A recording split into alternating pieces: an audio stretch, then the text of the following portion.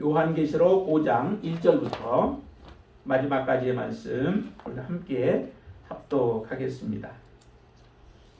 요한계시록 5장 1절부터 14절까지의 말씀입니다. 같이 합독합니다. 내가 보매 보좌에 앉으신 이의 오른손에 두루마리가 있으니 안팎으로 썼고 7인으로 봉하였더라.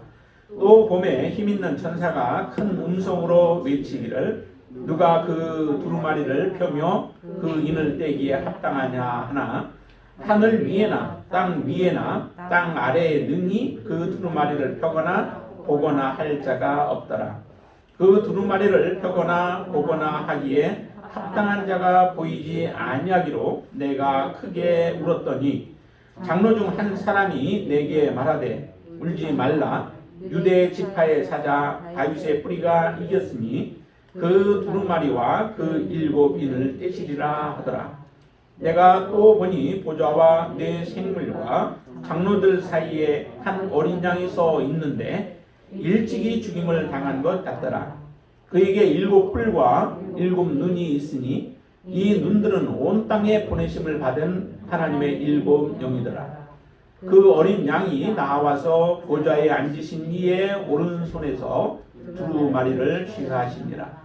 그 두루마리를 취하심에 네 생물과 24 장로들이 그 어린 양 앞에 엎드려 각각 검은고와 향이 같은 금 대접을 가졌으니 이 향은 성도들의 기도들이라. 그들이 새 노래를 불러 이르되 두루마리를 가지시고 그 인봉을 떼기에 합당하시도다. 일찍이 죽임을 당하사 각 족속과 방언과 백성과 나라 가운데서 사람들을 피로 사서 하나님께 드리시고 그들로 우리 하나님 앞에서 나라와 제사장들을 삼으셨으니 그들이 땅에서 왕 노릇하리로다 하더라. 내가 또 보고 들으매 보좌와 생물들과 장로들을 둘러선 많은 천사의 음성이 있으니 그 수가 만만이요 천천이라. 큰 음성으로 이르되 죽임을 당하신 어린 양은 능력과 부와 지혜와 힘과 존귀와 영광과 찬송을 받으시기에 합당하도다 하더라.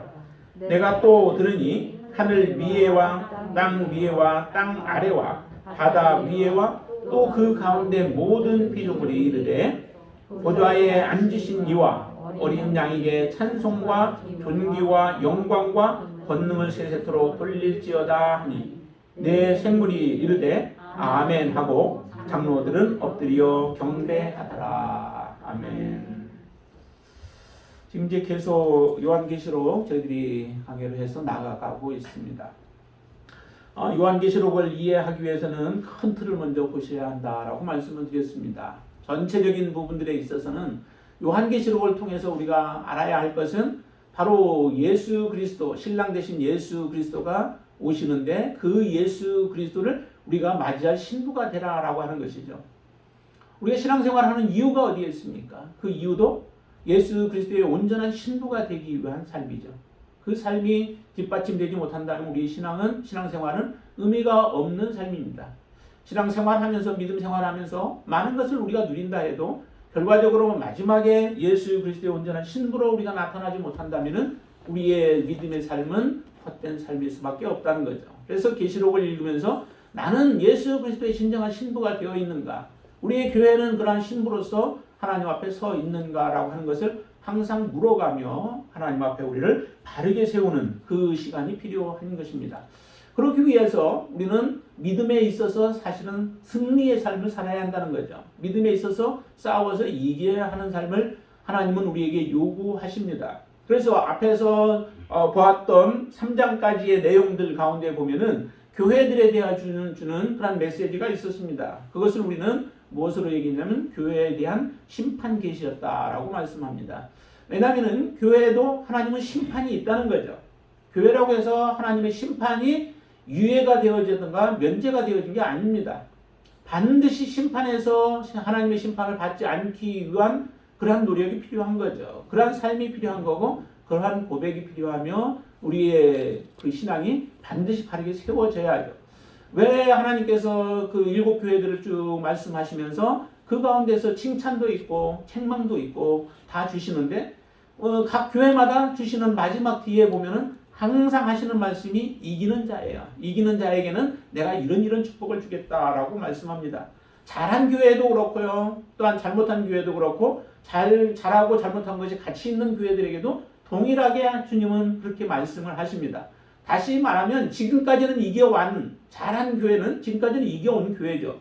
그러나 거기서 멈춰서는 안 된다는 겁니다. 우리의 신앙이 한순간에 반짝하고 그 시간만 하나님 앞에 헌신되어지고 나머지 삶이 무너져버리면은 우리는 신앙생활 잘못한 것이라는 거죠.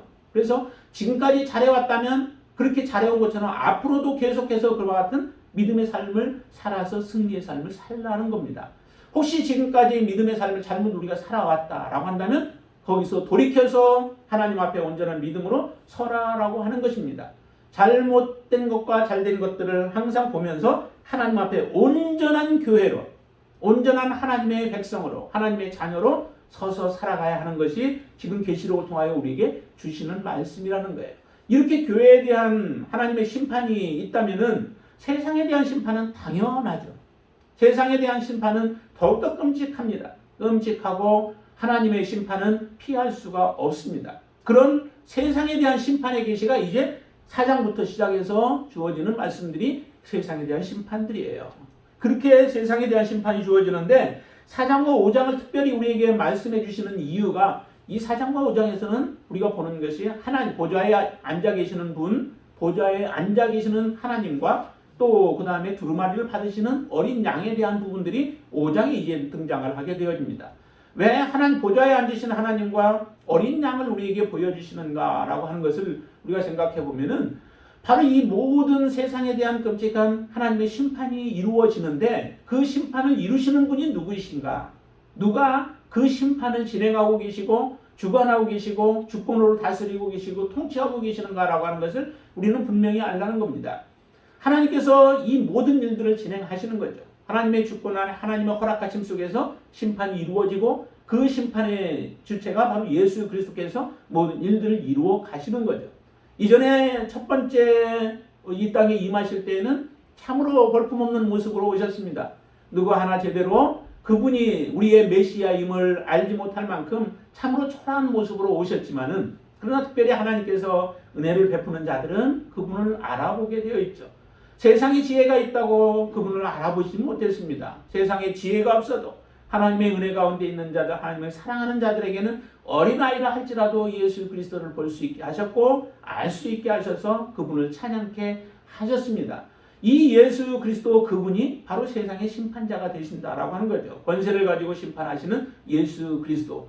그 예수 그리스도와 하나님이 심판자가 되신다면 우리는 어디에 속해 있어야 하는가라고 하는 거죠.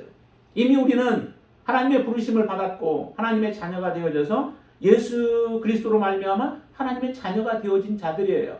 우리가 믿음으로 살아가는 가운데 세상에 많은 환난들이 일어나지만은 그 환난을 주시는 분이 누구시고 그 환난을 주관하시는 분이 누구신가라고 하는 것을 알면 우리는 이 땅에 믿음 생활할 때 낙심하지 않게 되어진다는 겁니다. 우리가 이제 마지막 때 지금 종말을 살아가고 계시잖아요.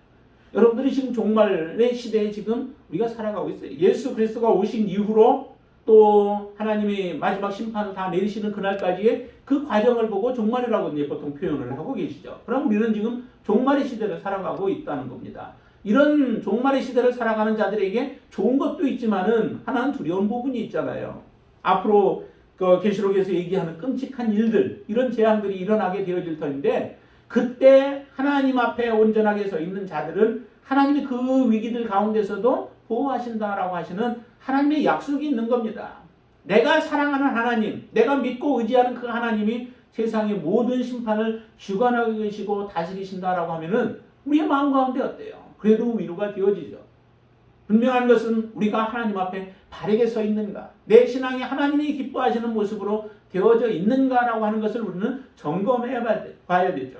하나님의 말씀대로 내가 순종하는 삶을 살고 있는가, 하나님의 말씀대로 내가 복종하고 있는가라고 하는 것을 우리는 돌이켜 본다면, 교회가 하나님 앞에 온전하게 서 있기만 한다면 하나님은 그들에게 이기는 자가 되어져서 하나님의 나라에 함께 할 수 있는 축복을 주시겠다라고 하는 것이 그 약속인 것입니다. 이것을 우리가 분명하게 알고 하나님의 말씀을 본다면 두려움이 많이 있는 책이기도 하지만 그렇다고 해서 우리가 멀리해야 할 책은 아니라는 겁니다. 더욱더 가까이 두고 이 말씀을 붙잡고 믿음으로 살아가면서 우리의 잘못된 부분들을 돌이키면서 하나님 앞에 바르게 세우는 그 시간이 되어지는 거죠.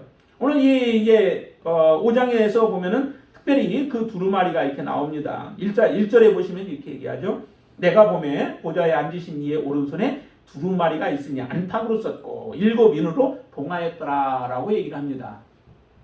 안팎으로 썼다, 두루마리가 있는데 안팎으로 썼다. 이거는 그 에스겔서에서도 이야기를 했던 내용이에요. 에스겔서 2장에 보면은 나오죠. 2장 한번 볼까요? 찾을 수 있는 분들은 한번 찾아보세요. 에스겔서 2장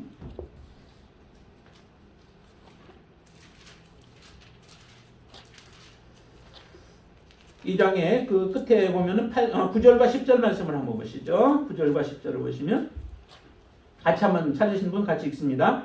내가 보니 보라 한 손이 나를 향하여 펴지고 보라 그 안에 두루마리 책이 있더라. 그가 그것을 내 앞에 펴시니 그 안팎에 글이 있는데 그 위에 애가와 애곡과 재앙의 말이 기록되었더라 라고 말씀하시죠. 다시 말하면 지금 두루마리를 보고 그 책이 있는데 그것도 마찬가지로 안팎에 글이 쓰여 있습니다.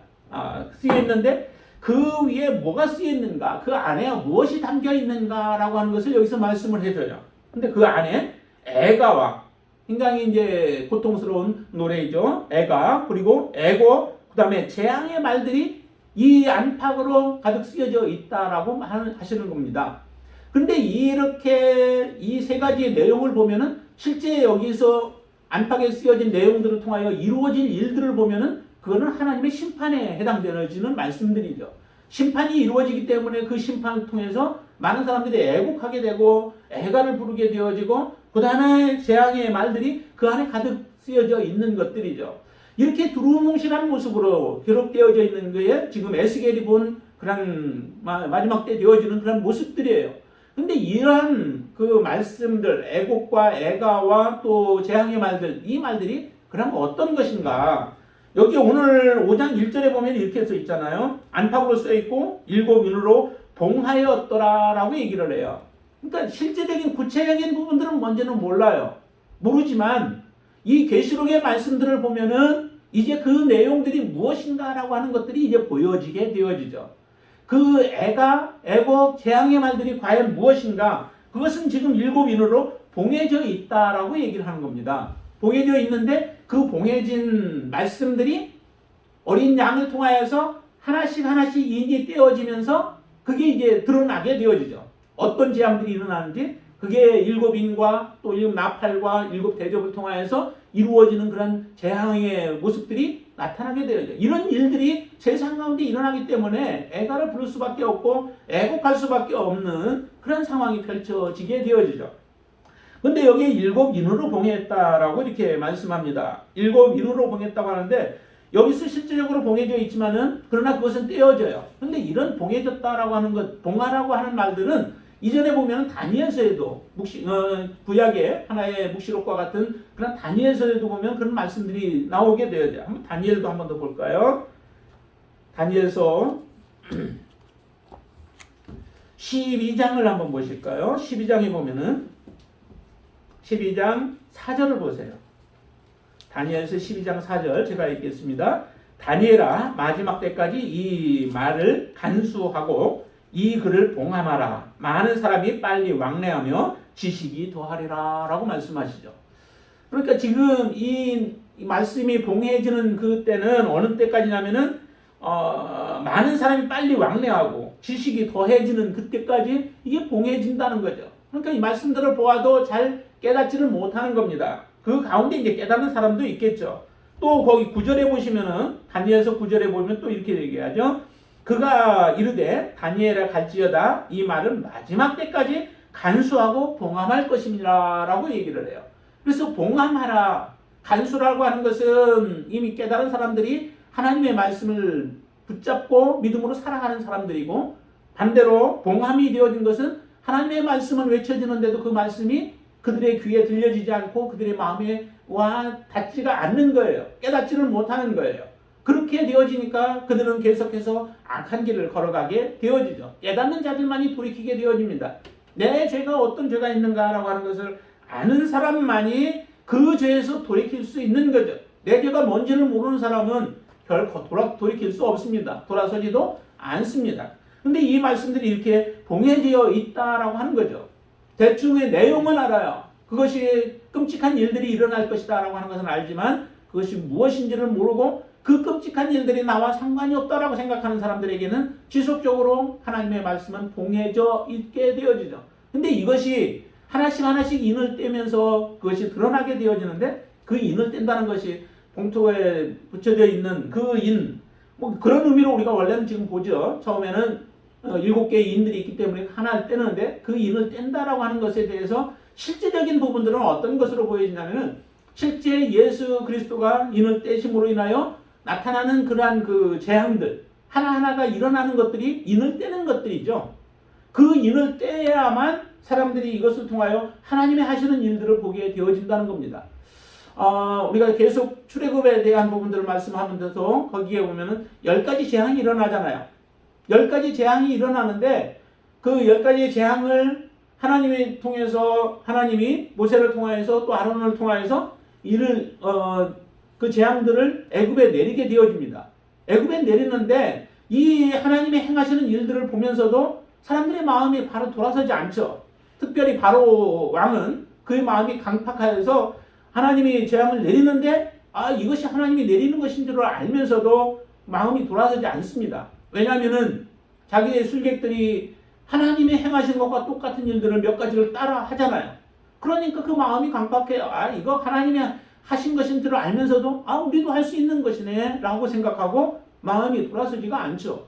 그러면서 결국에는 10번째 재앙, 장자를 죽이는 그 사건이 일어나면서 결국에는 그제서 이제 더 이상 붙들고 있다가는 하나님 앞에서 우리가 망하게 되겠다라고 생각을 하고 그가 이제 굴복을 하게 되어지는 그 모습을 봅니다. 그와 같이 10가지의 재앙을 통하여서 결국에는 뭐냐면 하나님이 이 일을 행하셨구나라고 하는 것을 알게 돼요. 그렇지만은 거기서 끝나지 않잖아요. 이스라엘 백성들이 나간 것을 나중에 알고 나서 그 다음에 그들을 쫓아서 어떻게 해서든 자기들의 다시 종으로 삼고자 해서 쫓아오지만은 그 군대들은 더 죽음 가운데로 몰아넣게 되어지는 이런 일들을 경험하게 되어집니다.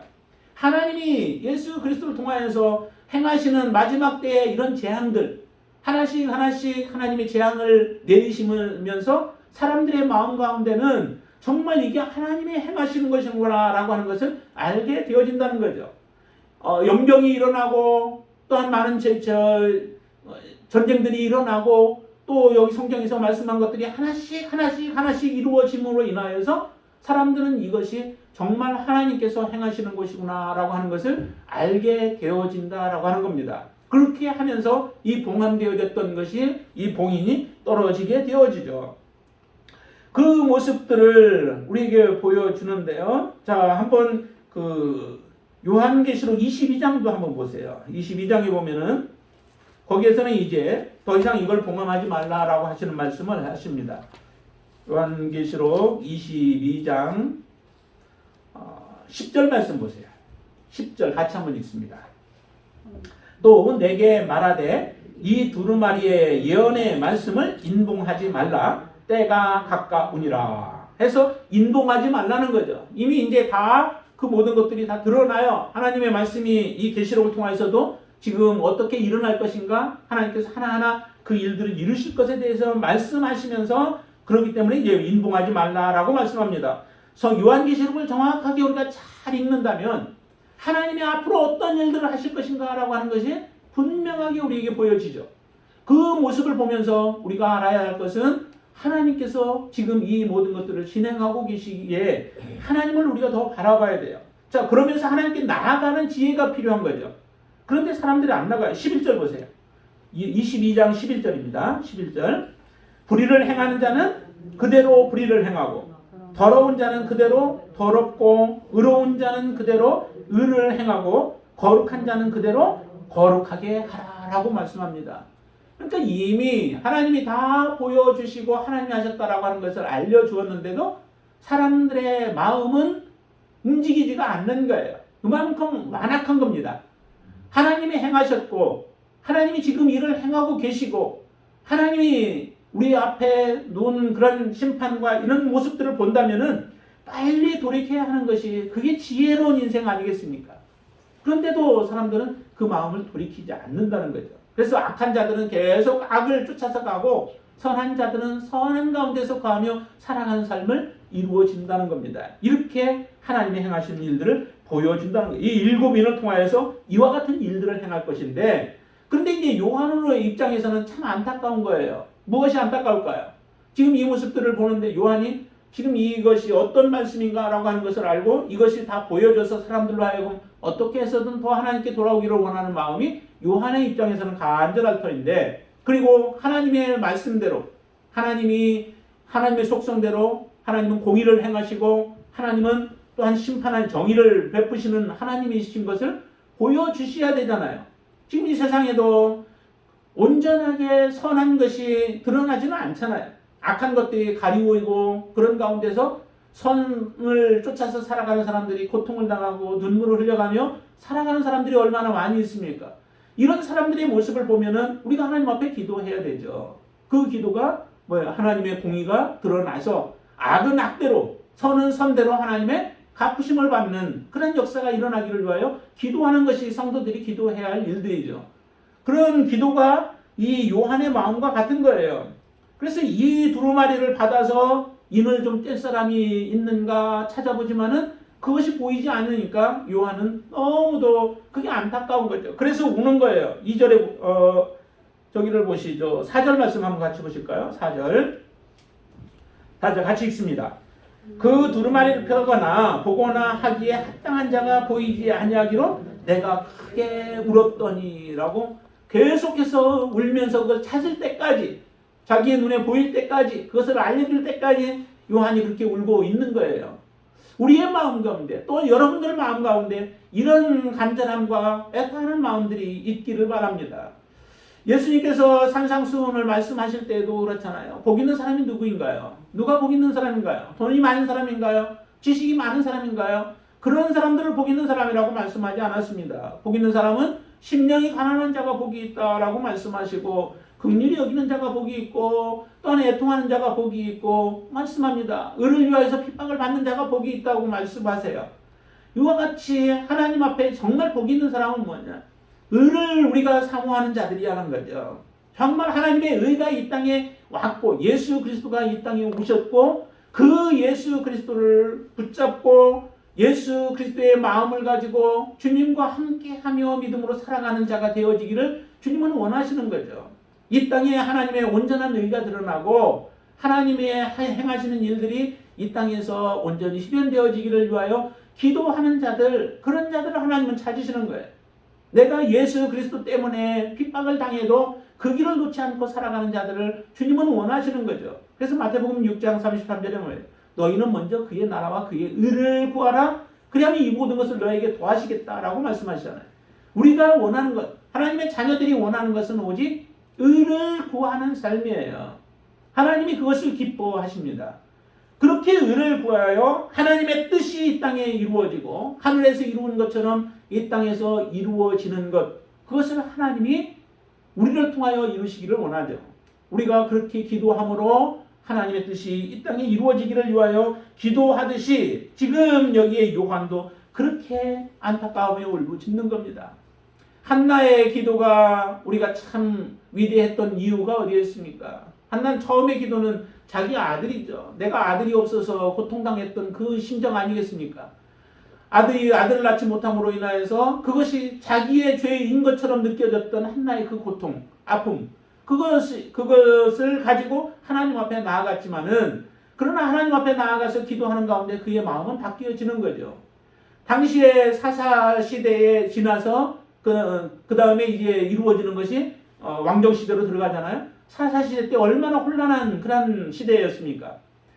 하나님 왕이 없음으로 인하여서 사람들의 마음은 자기의 소견에 오른 대로 모든 일들을 행하는 이런 때였어요. 그래서 사람들의 마음의 소견이 다 다르잖아요. 다 다른 모습으로 그게 의라라고 생각하고 행하지만은 하나님 앞에서는 모든 것들이 죄였던 것입니다. 이렇게 살아가고 있는 그때에 하나님의 말씀을 제대로 전하는 사람이 없었던 하나님의 입장에서 하나님이 그 한 사람을 찾으시는 하나님의 마음을 한나는 기도하면서 하나님의 마음을 알았던 거죠. 그러니까 자기가 그렇게 원했던 아들을 주시면은 아들을 하나님 앞에 드리겠다라고 그렇게 고백하는 결심을 하면서 하나님 앞에 결국 드리겠다라고 하는 그런 확신과 또 그런 결심을 하고 나오는 한나의 모습을 통하여 하나님은 그의 마음에 흡족한 사무엘을 준비하고 예비했다가 이스라엘을 이끌어갈 수 있는 그런 지도자로 세우시는 역사가 일어나지 않습니까? 이렇게 기도하는 자를 통하여 하나님은 이루신다는 거죠. 다윗을 보세요. 많은 사람들은 골리앗과의 싸움 속에서 그 골리앗 한 사람, 장대한 그 골리앗 그 한 사람 앞에서 모든 사람이 다 두려워 떨고 있어요. 그 골리앗의 입에서는 하늘의 하나님, 만군의 하나님을 욕되게 만들고 땅에 떨어뜨리는 그런 모욕을 하고 있는데도 그 가운데에서 의문에 일어나는 사람이 없어요. 하나님을 대신할 사람이 없어요. 하나님의 이름이 욕먹고 있는 것에 대해서 화가 나고 있는 사람이 없어요. 오히려 두려움 가운데 자기 목숨 하나 때문에 두려워하면서 다 떨고 있을 때에 그 소년 다윗은 그 가운데 가만히 있지 못했습니다. 하나님의 이름이 욕되는 것을 용납할 수가 없는 거죠. 사람들은 왕이 제시한 그 조건 때문에 혹시라도 나아가서 골리앗과 싸우려고 하는 사람이 혹시나 마음 먹는 사람이 있을지 몰랐지만 그런 사람 하나도 드러나지 않습니다. 다윗이 가는 사람들마다 묻죠. 저 사람을 죽여버리면은 그에게 주는 왕이 무엇을 선물로 주시겠습니까? 하면서 이 사람 저 사람 만난 사람마다 얘기하자 그 소문이 누구에게까지 들려면 사울 왕에게까지 들려갑니다. 그래서 사울 왕이 다윗을 부르게 되어지죠. 그 어린아이 소년을 불러서 그의 마음을 알고 나아가서 싸우겠다고 하는 그 마음이 얼마나 가장스러워요.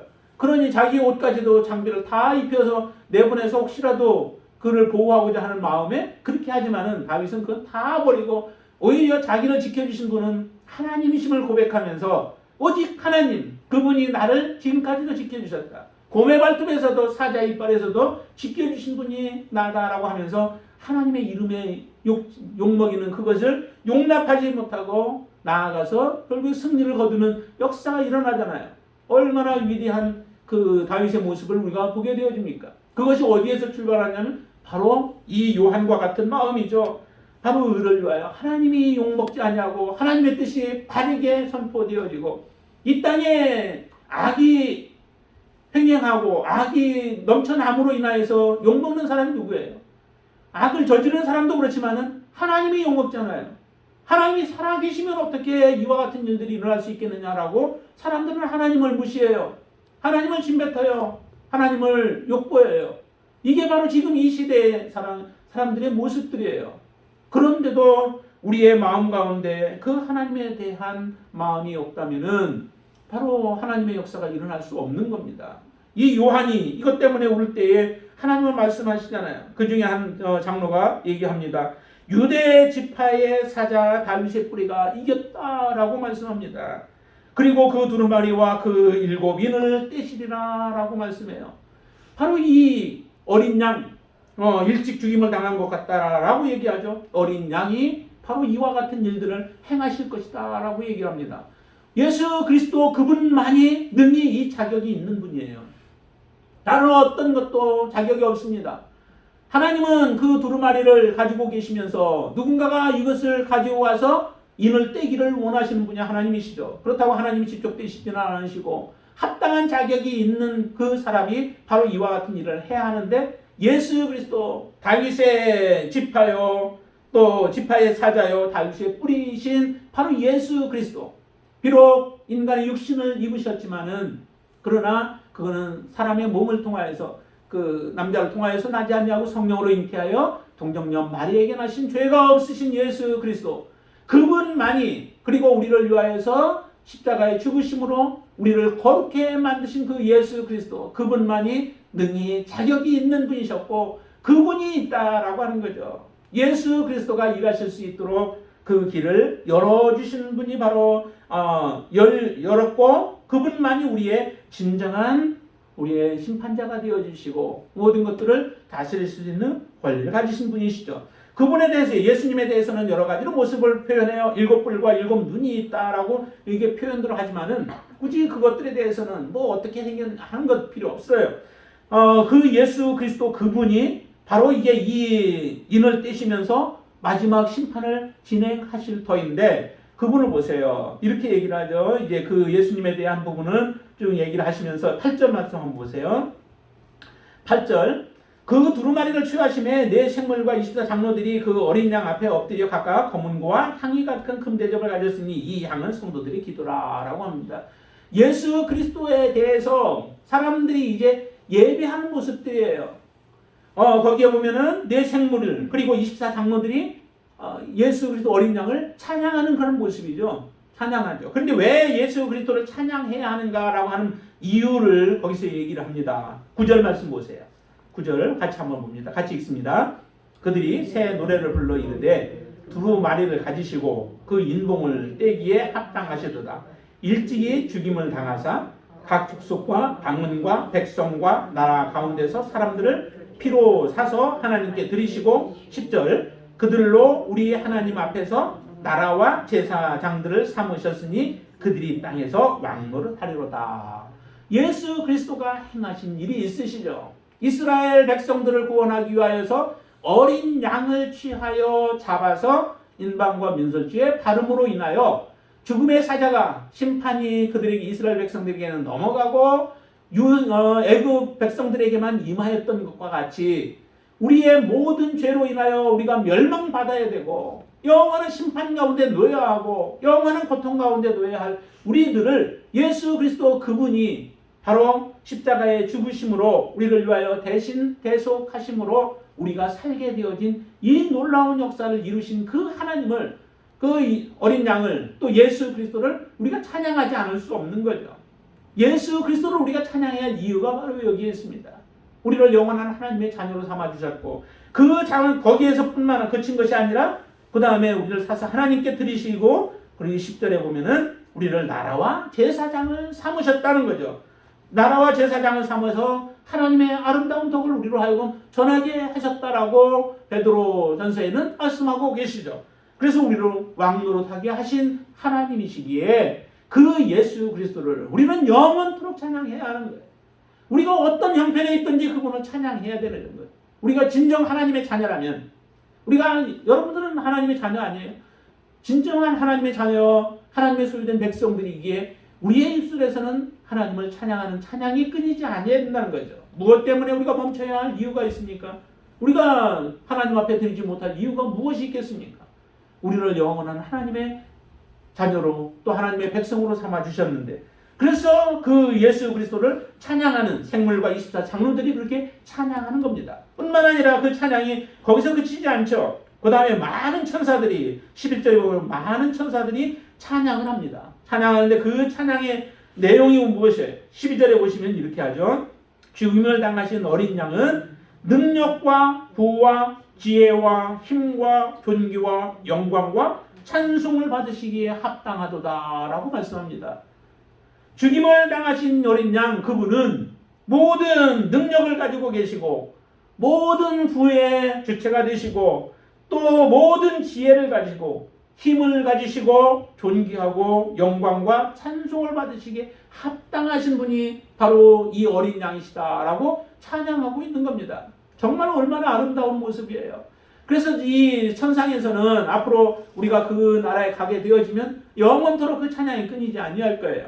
그렇다고 그것이 우리의 찬양이 뭐 물리든지 아니면 지루하든지 뭐 이런 것들이 아니라 항상 새로운 모습으로 하나님을 찬양하게 되어지죠. 거기 보니까 그런 얘기도 하잖아요. 새 노래로 찬양한다라고 하는 그런 표현을 기하고 있는데요. 성도들이 노래를 부를 때 아름다운 모습으로 하나님을 찬양하는데 그 찬양이 날마다 순간마다 새로운 거예요.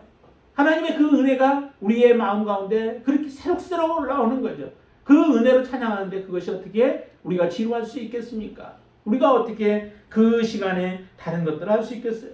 이 땅에서 우리가 드려지는 동안에는 때로는 우리가 그럴 때도 있잖아요. 몸은 와서 앉아있는데 우리의 마음은 딴 데가 있어요.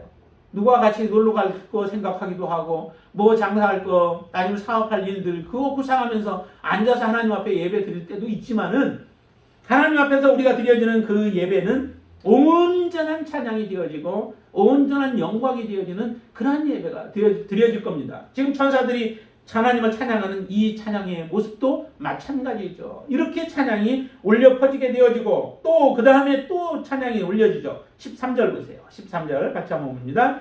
내가 또 들으니 하늘 위에와 땅 위에와 땅 아래와 바다 위에와 또 그 가운데 모든 피조물이 이르되 보좌에 앉으신 이와 어린 왕에게 찬송과 존귀와 영광과 권능은 세세토록 돌릴지어다.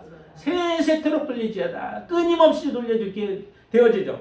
그건 모든 피조물들이 다 그렇게 한다는, 우리를 창조하신 분이시기 때문에 그렇죠. 하나님이 모든 것을 창조하기에 창조를 입은 창조된 모든 것들은 다 하나님을 찬양케 되어집니다. 내가 존재의 이유이잖아요. 여러분들이 존재한 이유가 어디에 있습니까? 지금 이렇게 하나님 앞에 예배 드릴 수 있는 그 이유가 어디에 있습니까? 바로 어린 양에 있죠. 예수 그리스도의 피 흘리심과 예수 그리스도의 죽으심 때문에 그런 거죠. 그분이 없었다면 우리가 하나님 앞에 지금 하나님 이름조차도 부를 수 없습니다. 하나님 앞에 나와서 예배할 수도 없는 거죠. 이런 축복을 주신 주님에게 우리는 찬양할 수밖에 없는 겁니다. 그래서 모든 피조물이 그렇게 되는데 우리는 이미 한 번 더러워졌었잖아요. 이전에 아담과 하와의 범죄로 말미암아 더러워졌던 우리입니다. 그런데 우리가 그럼 새로운 피조물이냐? 우리를 다시 새 창조하신 것이죠. 새 피조물이 되어진 거죠. 고린도후서 5장 17절 말씀도 마찬가지죠. 그런즉 누구든지 그리스도 안에 있으면 새로운 피조물이라고 말씀하셨죠.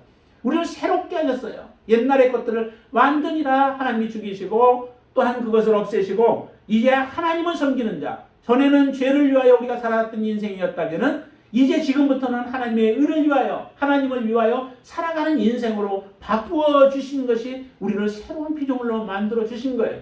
이렇게 새로운 피조물이 된 사람들만이 하나님 앞에 나아갈 수 있고 하나님을 찬양할 수 있고 하나님을 영원토록 찬양할 수 있는 겁니다.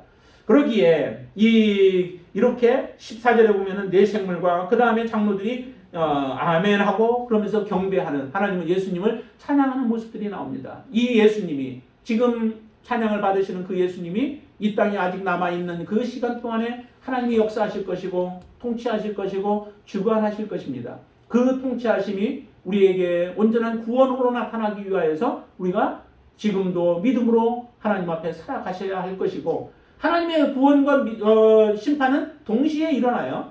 동시에 일어나요. 그래서 하나님의 심판이 있는 곳에 하나님의 구원도 있어요. 소돔과 고모라 성에 하나님의 심판이 이루어졌죠. 그렇지만 그 가운데 구원이 바로 롯의 가족들에게 이루어졌던 것을 우리가 알 수 있습니다. 마지막에 하나님의 심판이 이루어지는데 그때 소망이 있는 자들은 하나님께서 이 땅을 구원하시는 하나님의 자녀들, 그 자녀들에게는 소망이 있는 날이지만은 하나님 앞에 믿음으로 서 있지 못한 자들에게는 정말로 이를 갈며 슬피 우는 그런 시간이 있는 날이라는 거예요. 그렇기 때문에 우리가 이 땅에 살아가는 동안에 정말로 믿음으로 살아갈 이유가 거기에 있습니다. 예수 그리스도를 우리가 섬기면서 예수 그리스도를 사랑해야 할 이유가 여기에 있습니다. 그리고 그분은 모든 것을 주장하시고 다스리시는 분이십니다. 주권을 가지고 철장을 가지고 다스리는 권세를 가지고 계신 예수 그리스도가 앞으로 일들을 진행하시고 또한 하나님께서 하나님의 뜻을 이루시기 때문에 우리가 기도하는 거죠. 그리고 믿음으로 살아가는 것입니다. 이렇게 바로 그 예수 그리스도 그분을 우리가 오늘도 경배하고 또한 내일도 더욱더 온전한 모습으로 경배하고 예배하며 믿음으로 살아가는 저와 여러분들 되시기를 주님의 이름으로 축원을 드립니다. 기도하겠습니다. 할렐루야. 주님을 찬양합니다. 이 땅의 모든 것들이 지금 불공평해 보이고 불합리해 보이는 것들, 이해할 수 없는 것들이 많이 일어나고 있지만 그러나 하나님은 지금도 보고 계시고 하나님은 통치하고 계시고 역사하고 계시는 줄로 믿습니다. 하나님의 때는, 하나님의 시간은 지금도 흘러가고 있음을 믿습니다. 하나님, 이때에 우리 믿는 자들이 더욱더 깨어 하나님 앞에 준비되게 하여 주시옵소서. 깨어 있는 자의 믿음으로 살아가게 하여 주시옵소서. 환경 때문에 우리의 믿음이 흔들리지 않게 하여 주시고 우리가 낙심하거나 좌절하지 않고 이 모든 것들을 이루실 분은 오직 예수 그리스도이심을 믿고 그 예수 그리스도께 우리가 온전히 나아가게 하여 주시옵소서.